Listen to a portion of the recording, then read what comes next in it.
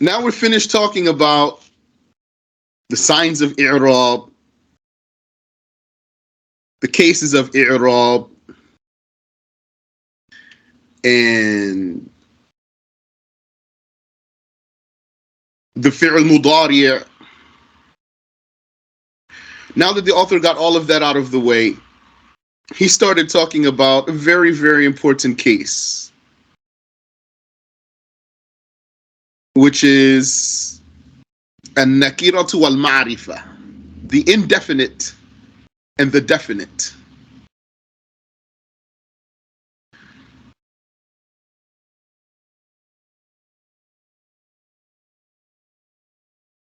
And so the author says, may Allah have mercy upon him, rahimahullah ta'ala, asl, original text, fasl, section, al-ismu darban, the nominal or the noun is of two types. Here, al-ismu, I'll remind you, you don't say ism with the hamza to qata' like that. Ism. So you wouldn't say al-ism, that's a blunder. And many, many, many books have this blunder. Many. So you don't do that. Rather, the word goes like this. Originally, it's ism. There's a kasra on the alif, which is hamza to wasl. Ism. Then you bring al. That's your definite article. The lam has sukoon on it originally. What you're going to do is transfer the kasra of this hamza over to the lam. And then you're going to read right through that hamza. So the result is that you say alism, alism, li, alism.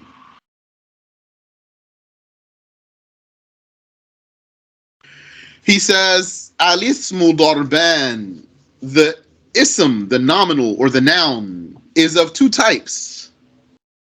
And you know the word ism means in the language name, which is very appropriate. It's things like that that made English grammar clear, more clear for me. Because a noun is a name. And then there's all kinds of names. Names of things in particular, names of things in general, and other types of names. He says, nakira, indefinite. وهو ما شاع في جنس موجود. It is a name common to every member of an existing kind. Karajul, like rajul,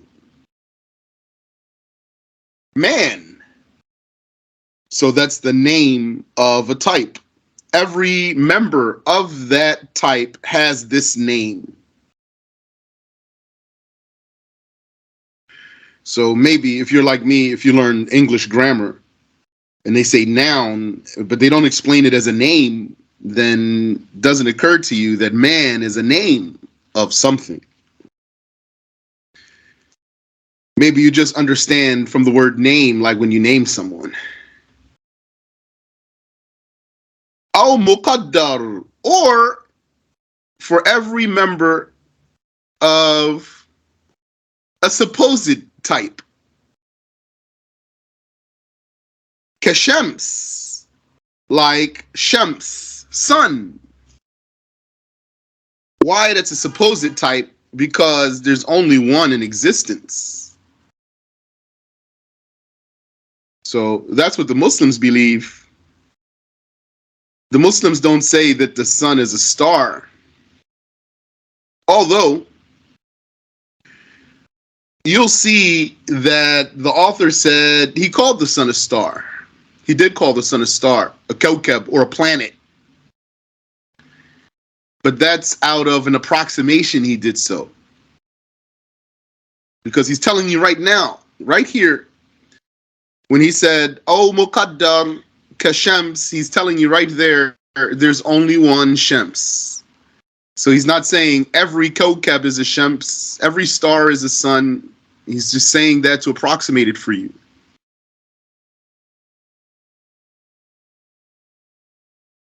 It means that had there been another one, you'd call that sun also.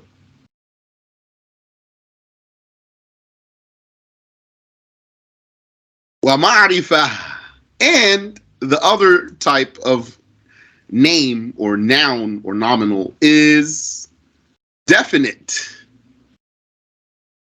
وهي ستة, and there are 6 of them. 6 types of definite names. Here he didn't define it. Let's see what he has, insha'Allah ta'ala. He just told you there are 6 of them. So what do the scholars do? Sometimes they will mention something and then define it actually with a particular definition. And sometimes instead of defining it, they will exemplify it. Yeah, they will give an example for it as opposed to stating a definition. Here he didn't give a particular definition. He didn't word out a definition. He said, "Wahiya sitta," there are 6 of them.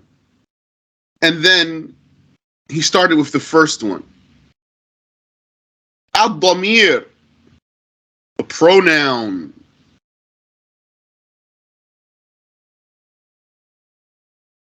وهو ما دل على متكلم أو مخاطب أو غائب.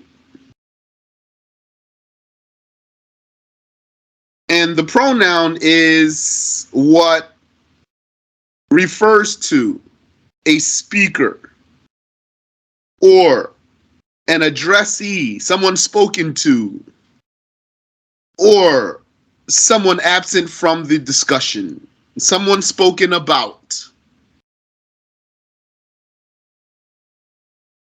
How do they define pronoun in English? They say pronoun is a word that replaces a noun. So that's really a weak definition because other words can replace nouns and they're not pronouns.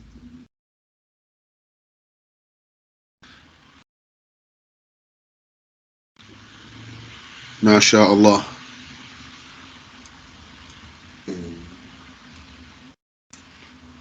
Subhanallah, it was through my study of naHw that made me realize that the people who have some, let's say, quote unquote, Western education, even if they have master's degrees, doctorate degrees, if they didn't learn like how the Muslim scholars educate and teach and talk, then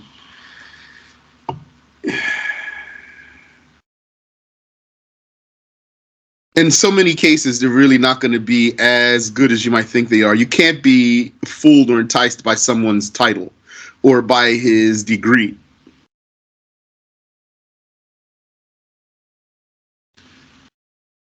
وهو إما مستتر. Now he wants to talk about pronouns. We're still reading just the bare text though. And then we'll see what he might have for us in the explanation, insha'Allah ta'ala. وَهُوَ إِمَّا مُسْتَتِرٌ. Now, the pronoun in Arabic might be veiled, invisible, or inaudible, meaning not pronounced. It's built in.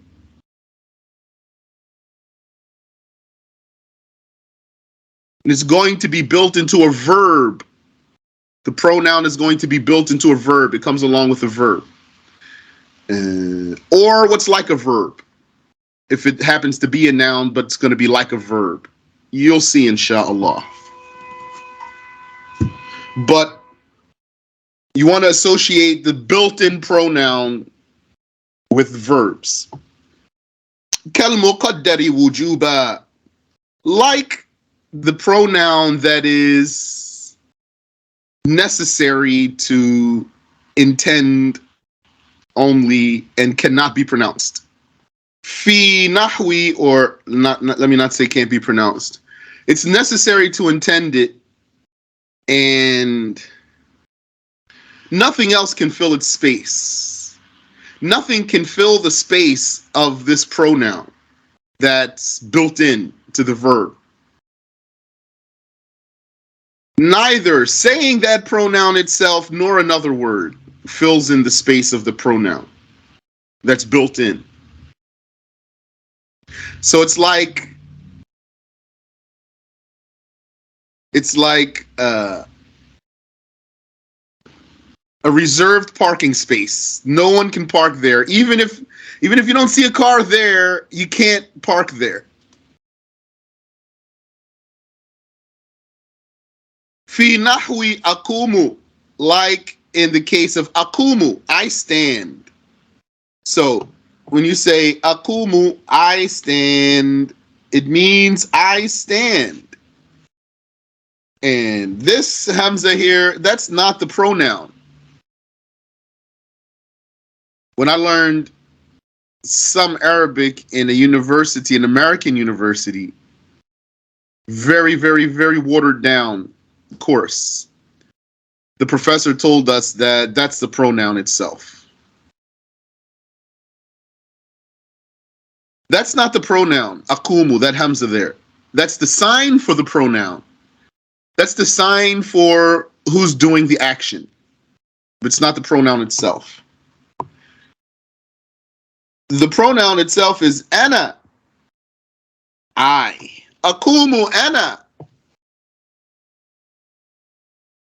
Now, can you say that? Here's the parking spot. That green line, that's the parking spot. Can you say akumu ana? Yeah, you can say that. So then, did I just make a mistake? No, I didn't make a mistake. Alhamdulillah. Then how is it that you can't fill the space here? Because really, you can't fill the space. This, what I have here, ana, doesn't go there. Really goes here. Ana, akumu, ana. Otherwise, that space there, you can't fill it. It's already full, even if you don't see someone there. It's reserved. It's reserved for ana, but an ana that you don't say. And nothing else can go there either. So if I say akumu ana, if I actually say ana, then what I did was, with this pronoun that I pronounced, I only emphasized the one that I'm not pronouncing. I emphasized it. The one that's already built in and you can't take it out of there. Its spot is reserved. Nothing can fill that spot. If I were to say ana, what I did was I emphasized the pronoun that's built into the verb. So if I say akumu, it means automatically ana and nothing else. And if I come behind that and say ana, then all I did was emphasize the pronoun that's already built in there. So that's called damirun mustatirun wujuban. Damirun mustatirun wujuban. That means a necessarily veiled pronoun.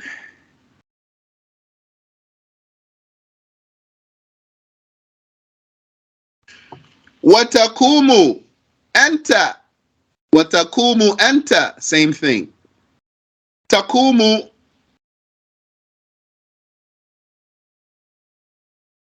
Where's the pronoun? It's built in. And nothing can take its space.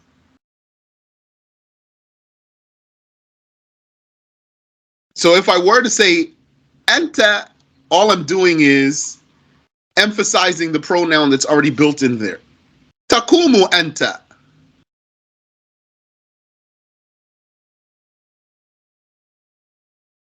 You stand. And in English, we can't hide these pronouns unless someone has a way to hide it, and you can tell me. You stand. That's not a command. That's an informing. If I were commanding, then yes, the pronoun would be built in. Stand, meaning you. But I'm not commanding here. I'm informing. Stand, you stand. So I don't find any way to hide the pronoun.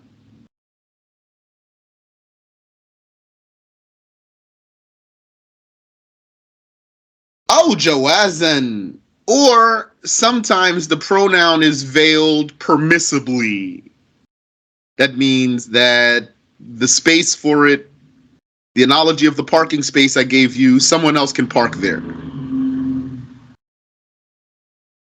Fi nahwi, in the likes of Zaydun yakumu. Okay. Zaydun yakumu. What's going on here?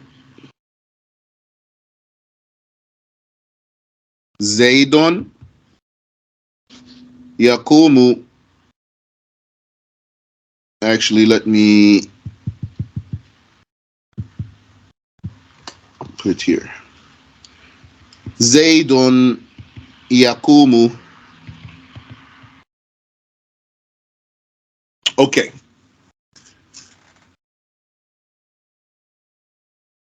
Whenever you see a verb, tell me, every verb needs what? Or every doing needs what?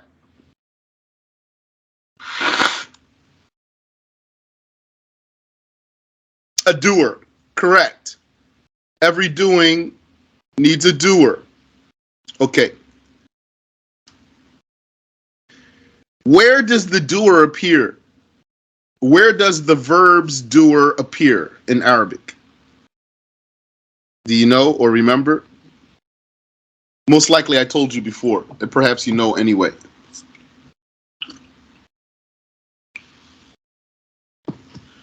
Where does the verb's doer appear? 5. After the verb, correct. So the doer of the verb always has to come after the verb, after the verb, after the verb, not before the verb. Saying that the doer can be before the verb, that's a weak saying. That's the saying of the Kufiyun. We're not taking that one. And not absolutely. Even according to them, not absolutely. According to the Bisriyun, always and absolutely. The doer of the verb must come after the verb only. So if we say Zaydun yakum, and perhaps any one of you who's listening now, if you don't know Arabic fluently, perhaps you have enough Arabic to understand that. Zayd, that's a man's name. Yakum, he stands. So it looks like it's saying Zayd stands. Okay, where's the problem? Isn't Zayd the doer? No, not technically. Zayd here is not the doer of this verb. Rather, the doer of this verb is a pronoun. Huwa.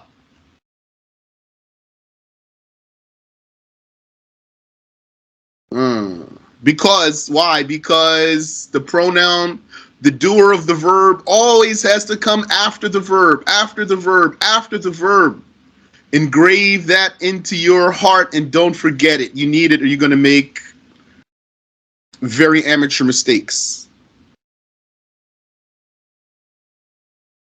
Although you see in this sentence or you hear in this sentence what is the doer of the verb, Zaydun yakumu, being mentioned before the verb, you might say, oh, you can't fool me. I hear it with my own ears. Zayd is the one who's standing. How's he not the doer? Because we're talking here grammatically. We're talking here in terms of parsing the sentence, in terms of breaking the sentence down and looking at all of its elements. Zayd here is mubtada. It's the subject of the sentence that starts the sentence. But is not fa'il, doer. In meaning, yes, he is doer in meaning. In meaning, yes, Zayd is the doer. That's true in meaning. But in terms of parsing the sentence, breaking the sentence apart and discussing all of its elements, Zayd is not fa'il. So Here, Zayd is mubtada. Mubtada. Starter of the sentence. That's different from fa'il. Fa'il is doer of the verb. The fa'il, the doer of the verb, always comes after the verb. So when we say Zaydun yakum, then we're going to say, that's interesting. Zaydun, that's a noun starting the sentence, so can't be a doer. Yakumu, that's a verb, and every verb needs a doer, and every doer comes after its verb. What then is the doer of this verb if it's not Zayd? The answer is the doer of this verb is its built-in pronoun that refers back to Zayd. So the real meaning of this sentence when we say Zaydun yakum is Zaydun yakumu huwa. That's the meaning of the sentence. Zaydun yakumu huwa. Zayd, he is standing. Zayd, he is standing. We could say Yakumu Zaydun. Yakumu Zaydun. Now Zayd is the fa'il. Now he's the doer of the verb. And if Zayd is the doer of this verb, that means huwa, the pronoun, is not the doer of the verb. So that's why the space for that pronoun here is not reserved. The space for the pronoun in yakumu huwa is not reserved for the pronoun. Something else can come and park there. Even here, I'll introduce you to this based on the fact that I just told you, which is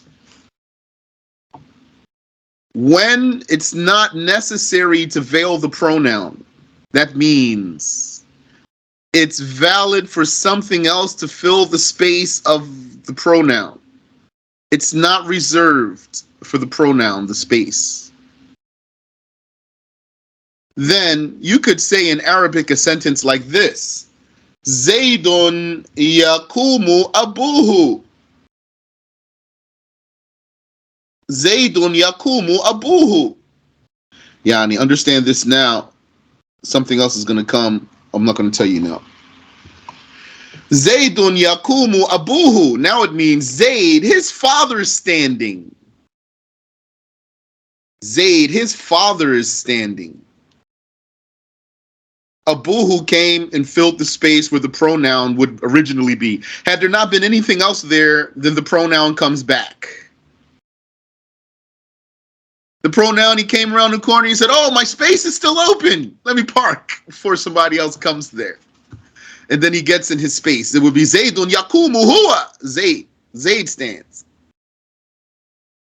But if that pronoun goes for a spin, he'll come back, he might find somebody in this spot.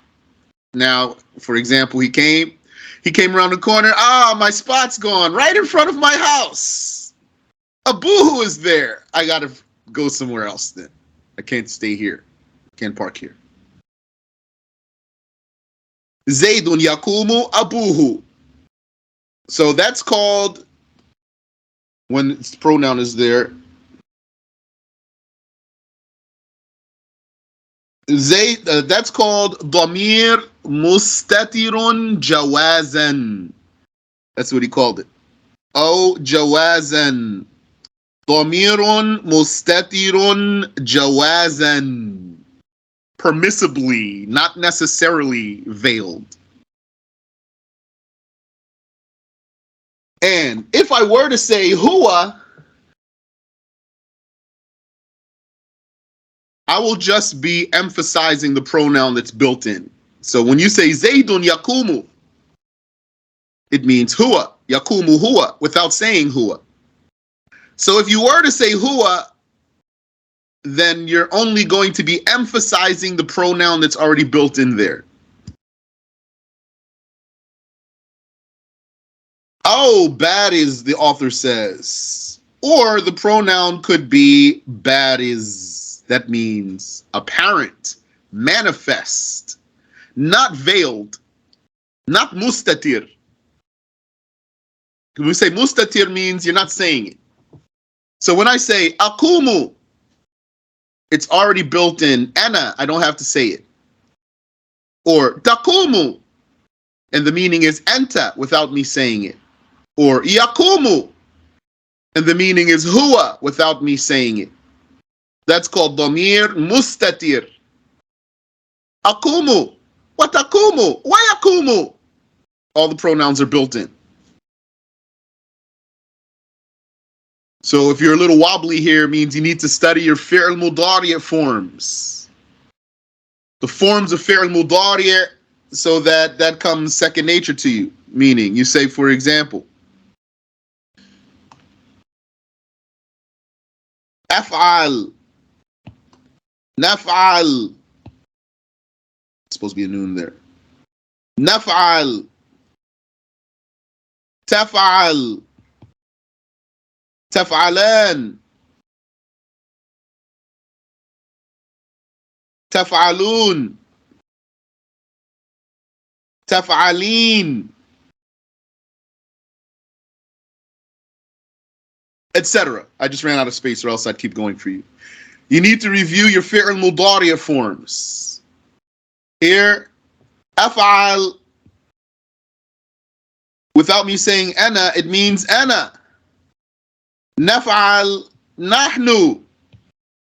Taf'al, anta.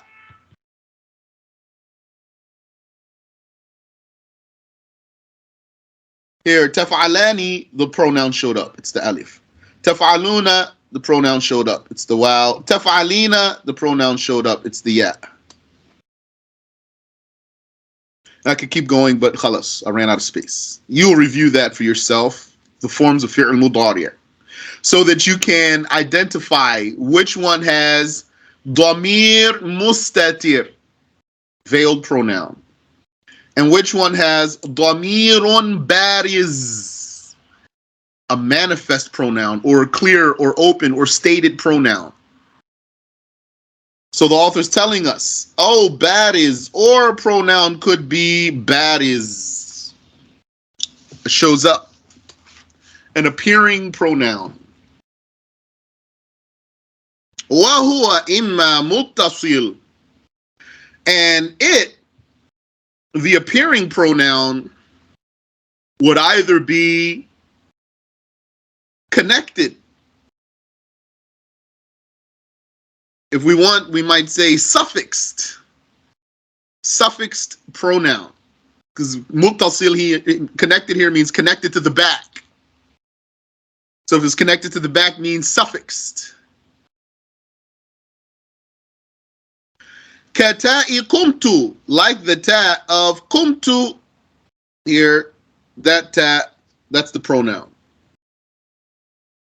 So kumtu, I stood, that's a complete sentence. Kumtu. And in this case, the pronoun is the subject of the sentence. It's the fa'il, doer. Kumtu, I stood. Wa kafi akramaka. And like the kaf of akramaka, here this kaf means you. It's receiver though. Akramaka, he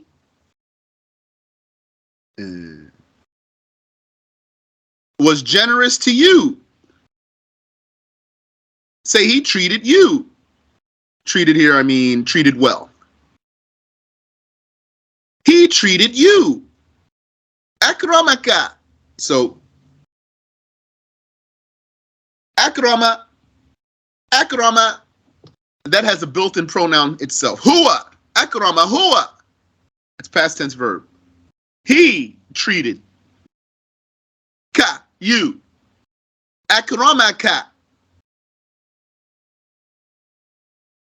So that's an appearing pronoun. In this case, it's in the spot of nasb because it's receiver of the verb. It's direct object. That ta is the doer of the verb. So it's Not direct object, it's subject actually. It's the subject of the sentence. This kaf is receiver of the verb, so it's direct object. Now you might say, how do I know the difference? That's going to be through study. Now we're just looking at the text.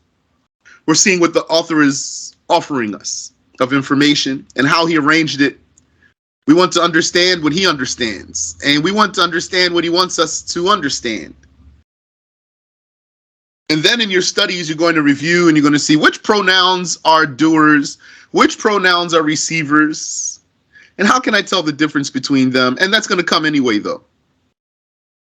وَهَاءِ غُلَامِهِ, and also the ha of غُلَامِهِ, his ghulam, his young boy. His ghulam, his young boy, his youngin. That's his youngin. Here, this ha, so ghulam could be a slave boy, or ghulam could be a son, or it could be just a servant boy or an apprentice. Here, in this case, ghulam is in the spot of jar, genitive case. This is neither subject of the sentence, nor is it receiver of the verb. Rather, it is part of the prepositional phrase, or in this case, possessive construction, genitive construction. Be familiar with these words. We're talking grammar here, so you need to know grammar words.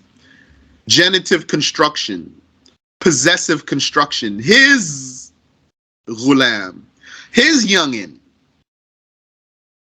Youngin, that's a slang, by the way. I'm just doing that for effect. So it's still a suffixed pronoun. Ghulamihi, his. So we say, Ashhadu an la ilaha illallah. I testify that no one is God but Allah. Wa ashhadu anna Muhammadan abduhu. And I testify that Muhammad is abduhu, his slave. Wa rasuluhu, and his messenger. It's the same hat, just different vowel though. Oh, munfasil, or the pronoun, the appearing pronoun could be disconnected. Yani independent, stands independently. Ka'ana, like ana, I. Wahuwa, he. Wa iyaya, me. Iyaya is me. Ana is I. What's the difference between I and me? Your average person doesn't know. All he knows is how to speak. It doesn't register for him. What's the difference though? If you don't study grammar actually, then you'll speak your language and you'll say, he hates me. And it's fine for you. It doesn't register for you. You wouldn't say, he hates I. And you would say, and I hate him. You wouldn't say, me hate him. And don't talk to your babies like that. I advise you, so that they don't grow up 2 years old talking weird. Just talk to them in the right way and they grow up talking right. I like Islam. I like Prophet Muhammad sallallahu alaihi wasallam. I love him sallallahu alaihi wasallam. I hope he loves me sallallahu alaihi wasallam. So one of them is then, as you can see, is the subject or doer. That's I. And one of them is the receiver. That's me. But in both cases, it's the speaker. I is for the speaker. Me is for the speaker. But whether he's the doer or the receiver. So ana is for the speaker as the subject of the sentence. Iyaya is for the speaker as receiver of the verb. Allah says, wa iyaya fattaqun, and fear me. That's why you're saying Al-Fatiha. Iyaka na'bud. You we worship. It's receiver. Iyaka. Wala fasla ma'a imkani al-wasl. And now the author gives us a rule after introducing us to these pronouns and telling us some of them are veiled and some of them appear. And those that appear, some of them are suffixed and some of them can stand independently. So, concerning these that appear, some of which connect and some of which disconnect, is there a rule between them? I can use them any way, anytime, anyhow? Here he gave us a rule. وَلَا فَصْلَ مَعَ إِمْكَانِ الْوَصْلِ. You don't disconnect the pronoun when you're able to connect it. That means connected pronoun, suffixed pronoun is the origin, because it's briefer. The scholar said the function of the pronoun is, or the benefit of the pronoun is brevity, summarization. And the connected pronoun on the back of the word is briefer than the disconnected pronoun that appears in the front of the word. So then you don't disconnect when you can connect. And what that means is, for example, you say, Iyaka na'bud. Okay, that's fine. No problem here. But you wouldn't say, Na'budu iyaka, and put it on the back, Iyaka. Because if you put it behind, Na'budu iyaka, then you don't say it that way. Then you just say, Na'buduka. Suffix it. Because now you're able to suffix it. You can't suffix it in the front. You can't say, Ka na'bud. You don't say, Ka na'bud. Doesn't work. So there's no way to connect it in the front like that. Ka na'bud. So now you're not able to connect it, so you bring the disconnected one. Iyaka na'bud. But if you took that one in the front and put it in the back, Na'budu iyaka, now you are able to connect, so you get rid of that one and bring the connected one. Na'buduka illa fi nahwi al-ha'i min salnihi bimarjuhiyah. Except the likes of the ha in this verb, salnihi, although it's not the best way, bimarjuhiyah, not the best way. You could say salni iyahu instead of salnihi. You can say salni iyahu. It's better to say salni iyahu. How come you can say salnihi though? The author will explain for us. And also dhanantukahu. Dhanantukahu. So here, tu, that's your connected pronoun, the ta. So dhanantu, dhanna means thought, suppose, reckon, or even assume. Dhanantu, I thought, I reckoned. Ka, dhanantuka, I thought you. I thought, so I thought you, that's two pronouns there, I and you. I thought you, still incomplete, you're waiting. What? I'm in suspense. Who? Dhanantukahu, I thought you were him. Look, all those pronouns there. The ta, the kaf, and the ha. Dhanantukahu. You could say, Dhanantuka iyahu, I thought you were him. Or kuntahu, you were him. Kuntahu, you were. Kunta, you were who? Him. You could say kunta iyahu. In these two cases, better to say dhanantukahu and kuntahu. Why? the author will explain for us, but we'll stop there for today, inshallah.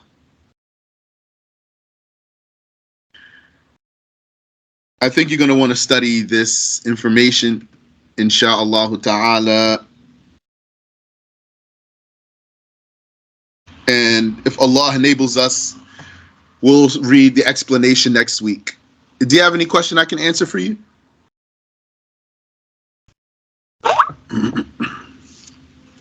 Can we say iyaya is for emphasis? For hasr. I know it's for hasr, for limitation. For emphasis, I don't recall it being for emphasis. It's for hasr, for limitation. When you say iyyaka na'budu, it means you're the only one we worship.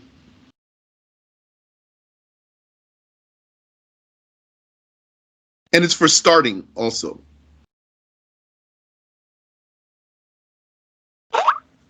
Ameen wa fiq. It's for ibtida, starting, and it's for hasr, limitation. That's why those translations say, wa iyyaka nasta'een, you're the only one we seek his help. And then some Wahhabis ran with that. They say, if you seek someone else's help, you're a mushrik. And they would tell you, that's for hasr. It's for limitation. So then you'd have to tell them, yeah, we only seek his creating the help here. Doesn't mean you can't ask someone for help, though. You silly goose.